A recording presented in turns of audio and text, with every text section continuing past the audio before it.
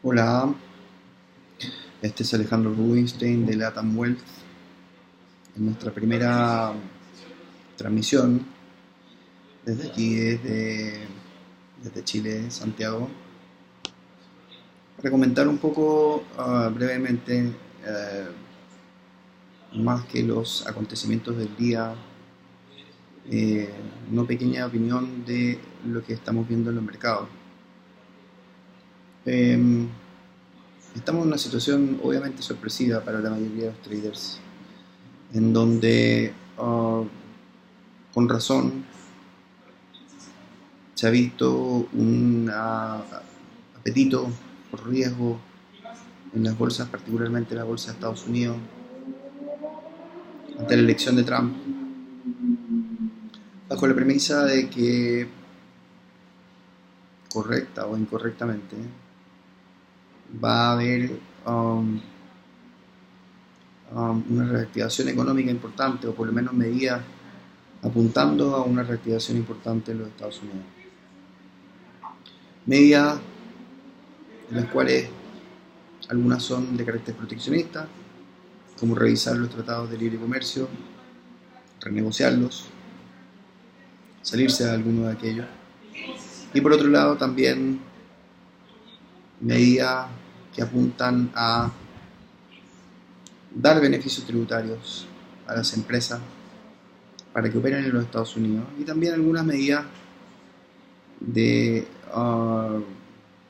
ejercer presión sobre la industria vía amenazas de tarifa, de ir y utilizar recursos en el extranjero en desmedro de utilizar recursos locales. Esto muy simplificadamente. El efecto que esto ha tenido es un optimismo claramente independiente de las voces disidentes. El mercado ha dado su opinión. Y desde un punto de vista práctico, obviamente pensar que estas medidas pudieran tener un efecto en el corto, incluso mediano plazo, dado que se trata de problemas estructurales, independiente de que ya hayan algunos anuncios de algunas empresas tecnológicas, de algunos anuncios de otro tipo de empresas como automotrices. La dimensión de lo que esto requiere es de un tamaño importante. Estados Unidos es una economía que 2/3 de su economía aproximadamente consisten en consumo. Se trata de una economía que ha duplicado su deuda, más que duplicado su deuda en los últimos años, y evidentemente bajo la premisa de que si la economía crece más, incluso rebajando los impuestos y simplificando también la forma en que se compra impuestos, es posible presumir de que esto podría primero tener un efecto negativo producto de los ajustes, producto de lo que van a significar los roces geopolíticos, pero podría ser presumible perfectamente pensar de que esto va a levantar a la economía americana y con ello también reducir eventualmente vía optimización de los recursos, focalización del gasto y aumento de la inversión. Podría haber un aumento en la recaudación y alguna reducción en los gastos. Esto no lo sabremos sino solo con el tiempo, y son factores objetivos, algunos que dicen que se puede lograr y otros que no. ¿Qué efecto tiene esto particularmente, en mi opinión, nuestra opinión, para específicamente esta charla, más bien diría esta grabación, va orientada al inversionista chileno? Pues el resultado tiene varios alcances, eh, y los cuales seguramente voy a dejar mucho fuera. Uno de ellos, y el principal, es que va a haber un cambio en las reglas del juego respecto del comercio con los Estados Unidos. El comercio con los Estados Unidos, si bien no es el principal comercio de Chile, es un comercio importante. en magnitud. Y quizás no solamente en cobre, pero a lo mejor también en otros productos. Por lo tanto, cambio las reglas del juego, tarifa, cuotas, volver a los años 80.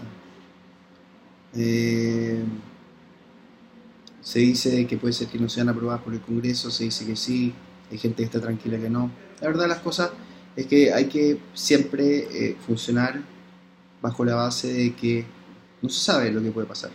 No se sabe que Trump podía ganar las primarias, no se sabía que Trump podía ganar las elecciones. Se pensaba que Trump iba a suavizar ese discurso y sin embargo ya ha firmado órdenes ejecutivas y pareciera ser que va en camino a realizar gran parte, o por lo menos tiene gran parte intención de realizar cambios que ha prometido. Desde un punto de vista de cambio de regla del juego, eso no puede ser bueno para Chile, bajo ningún punto de vista. Hoy estamos en el mejor de los escenarios, que es un mercado de funcionamiento libre y de tratados de libre comercio. Cualquier cosa en ese contexto al revés va a ser negativo. Lo segundo, Estados Unidos se convierte en un país en donde tributariamente conviene invertir. Pensar en el empresariado chileno, pensar en los fondos de inversión que están llevando dineros, tienen una cantidad de dinero limitada. Y eso significa de que van a aprovechar tan solo por el tema tributario y tan solo por las expectativas de lo que puede generar, van a dedicarle más dinero a los Estados Unidos y menos de dinero a los mercados emergentes. Desde un tercer punto de vista, desde el dólar. Es cierto que Trump ha hablado de que el dólar estaba muy fuerte y esto ha hecho que bote el dólar. No quiero entrar en la contingencia, pero evidentemente lo que dice no cuadra con lo que está planteando hacer. Flujos hacia los Estados Unidos, desde todo el resto de las partes del mundo, necesariamente implican en el mediano y largo plazo un dólar más fuerte. Política que nunca fue beneficiosa para los Estados Unidos, pero en una economía no autárquica, pero en una economía en donde los Estados Unidos van a cobrar más fuerza no solo como consumidor, sino como productor, el dólar fuerte empieza a convertirse en algo más interesante, más atractivo tener deuda de Estados Unidos. Es cierto que Estados Unidos enfrenta tremenda cantidad de problemas, pero también es cierto que dentro de los países desarrollados, Estados Unidos sigue siendo la mejor alternativa, con todas las dudas que puede generar. No ha dejado de ser el refugio de Estados Unidos de las inversiones y el dólar todavía no ha dejado de ser el refugio. El yen no podría competir hoy en día con el dólar y el euro tampoco podría competir, dadas todas las que hablaremos en otra oportunidad, incertidumbre, y la moneda china todavía es una moneda absolutamente controlada, un gobierno el cual no voy a entrar en política, pero no democrático, que puede cambiar la regla del juego, y pensar en una moneda como una moneda unificada propuesta por el Fondo Monetario Internacional está a muchos años de realizarse. Y es importante entender que son las grandes cantidades de dinero las que hay que aterrizar, no las pequeñas. Y las que la pueden absorber son los que tienen monedas grandes. Entonces, ¿qué deja esto para Chile? Pensémoslo ahora desde un punto de vista del cobre, que tanto directa e indirectamente sigue siendo el principal motor de la economía chilena. Es cierto que ha habido un alza del precio del cobre, pero también es cierto que esta alza, medida por los contratos en Chicago, medida por los contratos en Londres, se trata de alza de derivados, muchos de los cuales no tienen ni siquiera respaldo de entrega. También es cierto que la inversión en infraestructura planeada en Estados Unidos no es una inversión dedicada a inmobiliario, es una dedicada precisamente a infraestructura.